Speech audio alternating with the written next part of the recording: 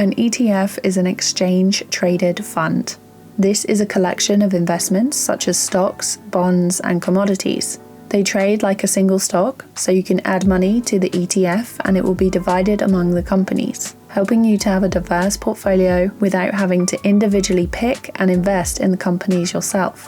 When I first opened my account with Trading 212, there were suggested pies from Vanguard, BlackRock, and WisdomTree.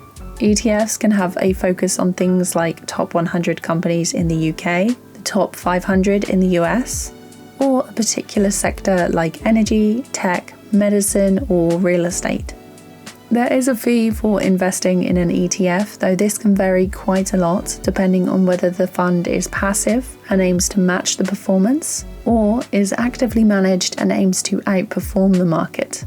Some ETFs will pay out dividends directly to you, which you can choose to invest back into the fund, or in other stocks and funds if you wish. Some ETFs will be listed as accumulating, which means any dividends received will be reinvested back into your ETF automatically.